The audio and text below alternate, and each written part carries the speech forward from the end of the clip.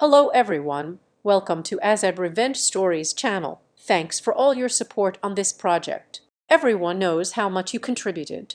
Helena winked at me as she clicked to the next slide. The boardroom erupted in applause. My strategy, my numbers, my 483% quarterly increase that I had bled over for 7 months. And there she stood, soaking up praise from the entire executive team like she had birthed this miracle herself. I watched the CEO lean forward, genuinely impressed. Helena, this retention approach is revolutionary. How did you develop this methodology? My hands gripped the edge of my chair as she launched into my story. Every detail I had shared with her during our supposed collaboration, every late-night insight I had confided, every breakthrough moment I had celebrated with her over lunch. She spoke about my client relationships like they were hers, described my innovative follow-up system as if she had created it from scratch, even quoted my exact words to difficult customers, presenting them as her own wisdom. The worst part, she believed it. I could see it in her eyes. Somewhere in her mind, she had convinced herself that supervising my work meant creating it, that reviewing my reports meant generating the ideas within them, that being copied on my correspondence meant she had written those messages herself. The key, she continued, gesturing enthusiastically, was understanding that retention isn't about discounts or incentives. It's about making each client feel personally valued through customized touch points that acknowledge their specific business challenges. That was my philosophy, word for word from the presentation I had given her 3 weeks ago. But as I sat there, fury building in my chest, I remembered something she had shared during lunch just 2 days earlier. Something that changed everything about how I would handle this betrayal. Before I dive deeper into what happened next, could you please take a few seconds to tell me in the comments where you're listening from, because I want to know where my story is reaching. And please like, subscribe, and hit the bell because what I'm about to share with you is unlike anything you've ever heard. My name is Olivia, and I need you to understand something about Helena that makes this story so much more devastating than typical workplace theft. For months, she had been opening up to me during our lunch breaks. At first, I thought we were becoming genuine friends. She would talk about her daughter, Melody, with this heartbreaking mixture of love and desperation. They hadn't spoken in 3 years. Not since Melody discovered that Helena had been lying about a promotion she claimed to have earned through honest hard work. The truth was messier. Helena had taken credit for a junior colleague's project, received recognition, and built her entire success narrative around that stolen achievement. When Melody found out during a family gathering, she was devastated, not just because of the lie, but because her mother had been lecturing her about integrity and earning what you deserve while literally doing the opposite. Melody cut contact completely, returned birthday cards unopened, refused to answer calls, changed her address without sharing the new one. For 3 years, Helena had been writing letters to Melody's best friend, begging her to pass them along. Letters promising she had changed. Letters describing her career growth and personal development. Letters claiming she had learned to succeed through genuine effort and honesty. 2 weeks before this quarterly presentation, Helena had come to lunch practically glowing. For the first time in 3 years, Melody had responded. She was willing to give her mother one chance, one visit to see if the person Helena claimed to become in those letters was real. They had scheduled the visit for exactly 3 days after our quarterly meeting. Melody would come to the office, meet Helena's colleagues, and witness firsthand whether her mother had genuinely transformed into someone worthy of trust. Helena was terrified and hopeful in equal measure. She kept saying this was her last opportunity to prove she had grown, that she needed everything to be perfect because Melody would be watching for any sign of the old patterns. As I watched her bask in applause for my work, I realized something beautiful and terrible. In exactly 72 hours, when Melody arrived for that crucial office visit, she would meet colleagues who would naturally want to discuss the amazing strategy her mother had just presented. They would gush about Helena's brilliant insights. They would describe my methodology in detail, praising specific techniques that only I could have developed. But here's what made this perfect. Melody would immediately recognize the pattern, not because she knew anything about business strategy, but because she knew her mother. She would hear colleagues describing approaches, innovations, and client interactions that sounded exactly like the kind of detailed, authentic work that couldn't be stolen or fabricated, the kind of genuine expertise that takes months to develop. And Melody would remember the last time she had heard people praise her mother for achievements that seemed too comprehensive, too detailed, too perfectly executed to be anything but someone else's authentic work. The best part, I didn't have to do anything at all. I just had to wait. But waiting turned out to be torture. For 3 days, I watched Helena practically floating through the office. She had printed copies of the quarterly report to show Melody. She kept rehearsing how she would introduce her daughter to the team, how she would casually mention the strategy success, how she would finally prove that she had become someone worthy of respect. She even cleaned her entire workspace, organized her project files, and prepared what she called a portfolio of recent achievements to show Melody. Every document in that portfolio related to my work. But Helena had genuinely convinced herself these were her accomplishments. I started to feel almost sorry for her. Almost. Then I remembered sitting in that boardroom listening to her claim my innovations as her own discoveries. I remembered the CEO asking if she had considered applying for the director position that would open next quarter. I remembered her accepting praise for late nights she had never worked, for client relationships she had never built, for problems she had never solved. The morning of Melody's visit, Helena arrived early. She wore her best outfit and kept checking her reflection in the bathroom mirror. She had planned every detail of the day, from where they would have lunch to which colleagues Melody should meet first. At 10:30, I saw a young woman with Helena's eyes and her father's stubborn chin walk through our main entrance. She looked nervous but determined, like someone who desperately wanted to believe in redemption, but had been burned too many times to expect it. Helena practically sprinted to meet her. Their hug was awkward, tentative, but real. I could see 3 years of pain and hope colliding in that moment. "I'm so proud you came," Helena whispered loud enough for me to hear from my desk. "I'm proud you invited me," Melody replied carefully. "I want to see who you've become." Helena beamed and began the tour she had meticulously planned. First, she introduced Melody to our department manager, James, who immediately launched into enthusiastic praise. "Your mother just delivered the most innovative client retention strategy we've ever implemented," he said. 483% increase in quarterly performance. Absolutely revolutionary thinking. I watched Melody's face carefully. She smiled politely, but I caught something in her eyes. A flicker of recognition that she was trying to suppress. "That's amazing," Melody said. "Can you tell me more about what made it so innovative?" James was happy to elaborate. He described my customer interview process in detail, explained how I had identified patterns in client departure data that nobody else had noticed, praised the personalized communication system I had developed based on individual client preferences and business cycles. As he spoke, Melody's expression shifted almost imperceptibly. The polite smile remained, but something behind it grew cold. "It sounds incredibly detailed," she said slowly, like it would take months of dedicated research to develop. "Oh, absolutely," James agreed. Helena spent countless hours on client analysis, late nights reviewing communication logs, weekend calls with difficult accounts. The level of personal attention she gave to each relationship was extraordinary. Helena glowed with pride, completely oblivious to the growing tension in her daughter's posture. Next, they visited our analytics team, where Helena introduced Melody to our data specialist, Carmen.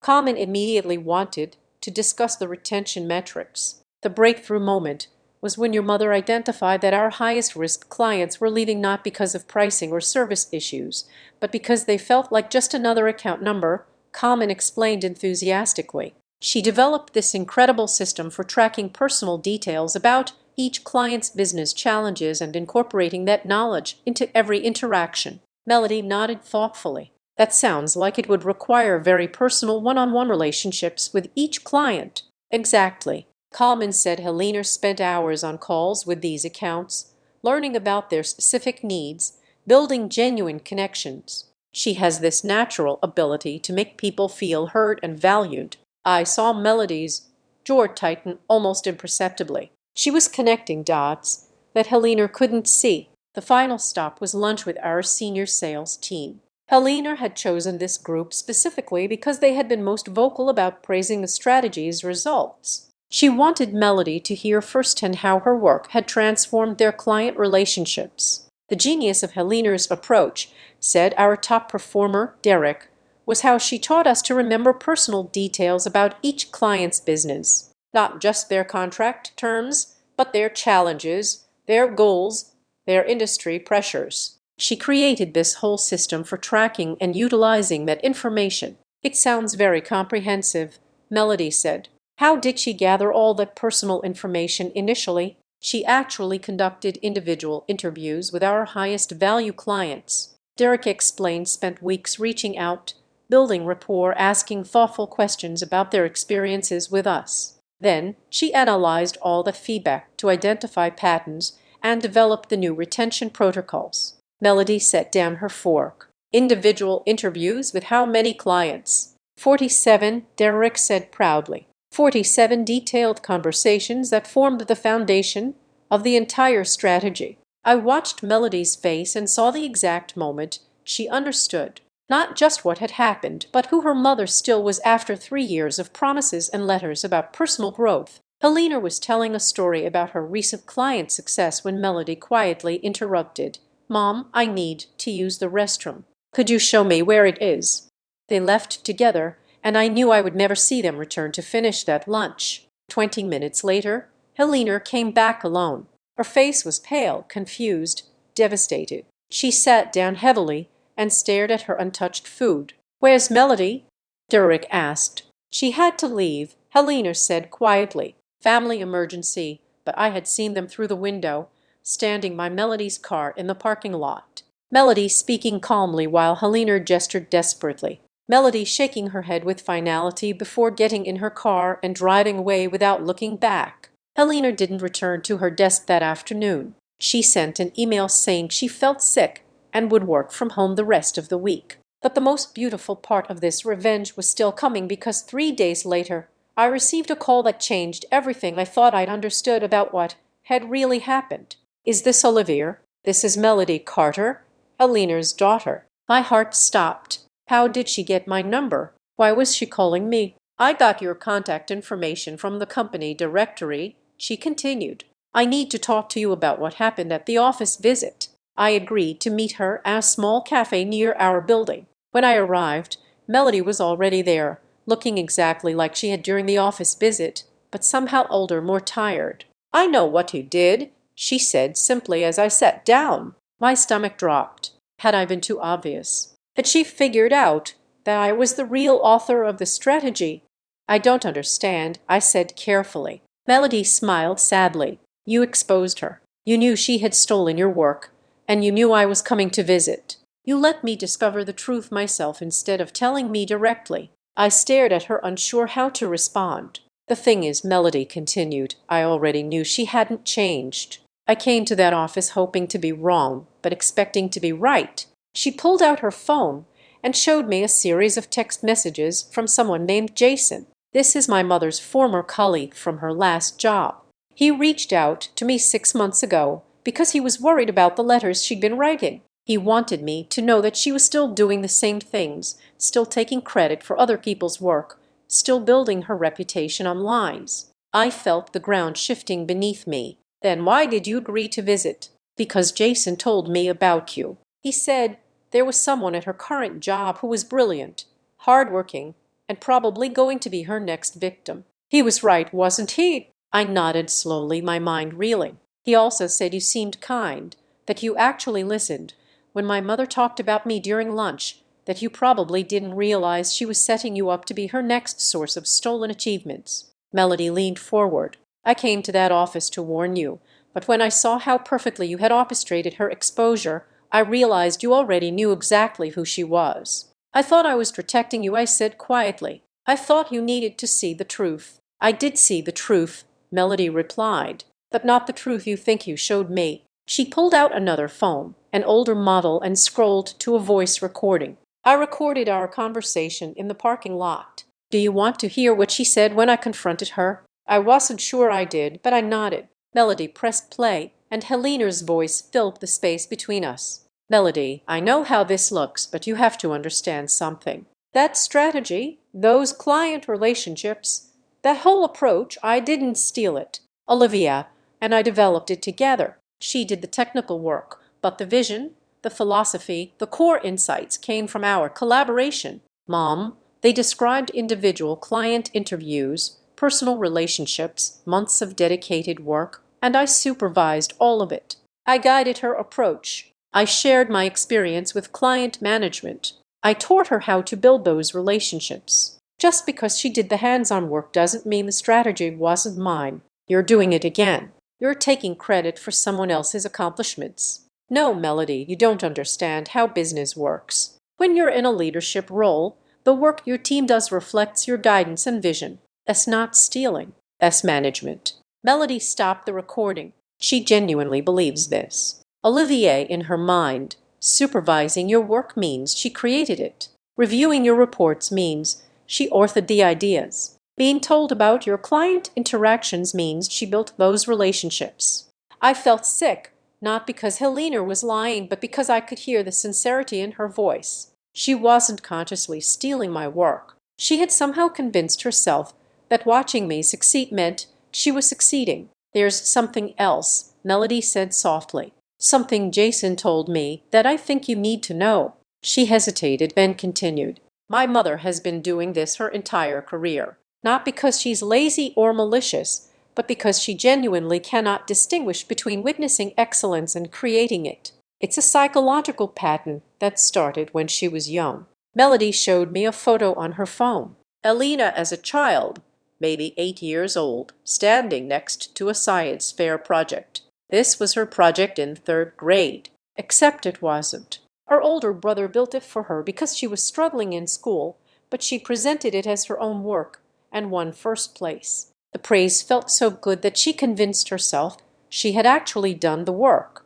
She remembered helping with research, asking questions, being involved in the process. In her mind, that meant she had created the project. That's I started then stopped because suddenly everything about Helena made sense. The way she talked about projects she had supervised, as if she had personally executed every detail. The way she described team successes as individual achievements. The way she seemed to genuinely believe her own narratives. She's been chasing that feeling ever since. Melody continued. The feeling of being recognized for excellence. But she's never learned the difference between contributing to something and creating it, between being part of a team and being the driving force behind success. I thought about all those lunch conversations, the way Helena talked about her career highlights. She never claimed to have done work she hadn't done, but she consistently described collaborative efforts as individual achievements. She genuinely believed that her involvement meant the success belonged to her. So when I confronted her in the parking lot, Melody said I wasn't angry about the lying. I was heartbroken about the delusion. What did you tell her? I told her that until she could see other people as separate from herself, until she could recognize excellence without claiming ownership of it, we couldn't have a relationship. Because I refused to be another achievement, she adds to her list of personal successes. Melody paused, then asked the question that changed everything. But here's what I need to know from you, Olivia. Did you orchestrate her exposure to hurt her, or did you do it to protect me? I thought carefully before answering both. I think I was angry about her stealing my work, but I was also genuinely worried about you getting hurt again. And what do you think happened as a result of your revenge? I considered this. She lost the relationship that mattered most to her. She kept the professional recognition, but lost her daughter. Melody shook her head. No, she lost the fantasy that she could have both. She lost the delusion that she could build a relationship with me on the same foundation of borrowed achievements that she used to build her career. I don't understand, Olivia. My mother was never going to change. Not after our visit. Not after 100 visits. She's incapable of seeing where her contributions end and other people's begin. You didn't destroy her chance at redemption. You revealed that there never was a chance. Melody leaned back in her chair. The letters she wrote to me for 3 years were full of stories about her professional growth and personal development. Every single story was about team projects where she had played a supervisory or collaborative role, but she described them as individual achievements. She was trying to rebuild our relationship using the same pattern that destroyed it in the first place. So you were never going to reconcile with her? Not unless she could learn to see me as separate from herself. Not unless she could love me without trying to take credit for who I've become. I felt a strange mixture of relief and sadness. Relief that my revenge hadn't actually destroyed a possible reconciliation. Sadness that Helena was trapped in a pattern she couldn't even recognize. "There's one more thing," Melody said. "I want to show you something she sent me 2 days after our office visit." She pulled out a handwritten letter and placed it on the table between us. "Melody, I know you're disappointed about what happened during your visit, but I need you to understand something. The strategy that everyone was praising wasn't just my work. It was inspired by thoughts of you. Every client relationship I built was practice for rebuilding our relationship. Every communication technique I developed was preparation for learning how to talk to you again. That 483% increase wasn't just a professional achievement. It was proof that I've learned how to value people, how to make them feel heard and appreciated. Everything I've accomplished in the past year has been motivated by my desire to become someone worthy of being your mother again." I stared at the letter in disbelief. Even after being confronted with the truth, even after losing her daughter again, Helena had found a way to make my work about her relationship with Melody. "She turned your strategy into a love letter to me," Melody said quietly. In her mind, your months of client research became her journey toward understanding how to communicate with her daughter. Your innovative retention techniques became evidence of her personal growth. Your professional success became proof of her emotional development. I struggled to find words. "That's actually brilliant in the most devastating way possible." Melody nodded. "She's not lying when she writes things like this. She genuinely experiences other people's achievements as stepping stones in her own personal narrative. Your client interviews became her practice sessions for talking to me. Your retention strategies became her relationship advice to herself. So, your final answer to her will be nothing," Melody said simply, "because there's nothing left to say. She's shown me that even confronting her with absolute proof of her pattern won't change it. She'll just incorporate the confrontation into her story of personal growth and professional development." Melody stood up to leave, then turned back to me. "But I want you to know something, Olivia. Your revenge was perfect, but not for the reasons you think. You didn't just expose her to me, you exposed her to herself. For exactly 72 hours, she believed she had achieved the success and recognition she'd always wanted. She thought she had finally become someone worthy of her daughter's respect.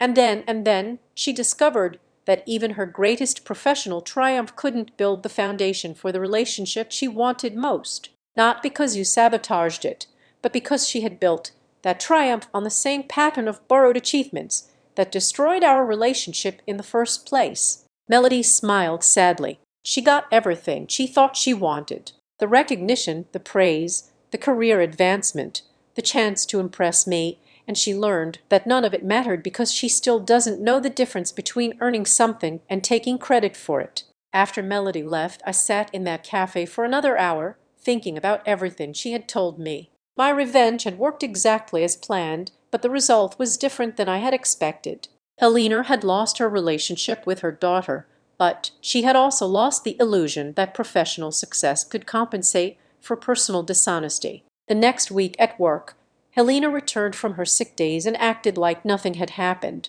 She continued to reference the strategy as her achievement. She applied for the director position and received it based largely on the success of my work. She even mentioned during her promotion announcement that the project had taught her valuable lessons about leadership and team development. But something fundamental had changed. I could see it in the way she looked at her new office, in the way she accepted congratulations, in the way she talked about future projects. There was a hollowness to her satisfaction that hadn't been there before, because she finally understood what I had learned months earlier. You can build an entire career on borrowed brilliance, but you cannot build a life on it. 6 months later, Helena received another letter. Not from Melody, but from Jason, her former colleague, who had warned Melody about her patents. He was writing to inform her that he had been documenting her history of taking credit for other people's work and planned to share that documentation with our current employer. Helena's response surprised everyone.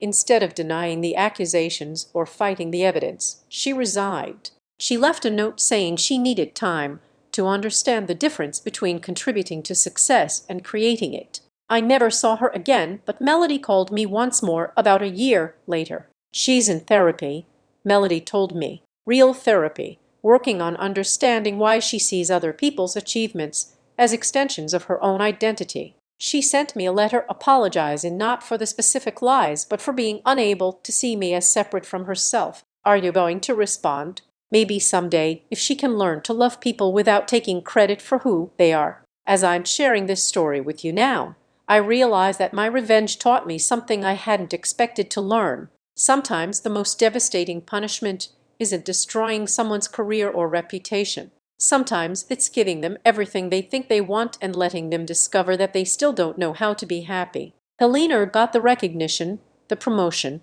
the professional success she had always chased. But she learned that achievements built on other people's work feel as empty as they actually are. If you made it this far in my story, I hope it meant something to you. Please take a moment to like this video and subscribe to my channel because sharing what happened to me has helped me understand it better. And maybe somewhere out there, someone else needs to hear that you can't build authentic success on borrowed brilliance. No matter how convincingly you tell yourself the achievements belong to you. I invite you to subscribe to the Azad Revenge Stories channel, like this video, and support me further by hitting the hype button so the story in this video can be heard by many more people. Thanks to all.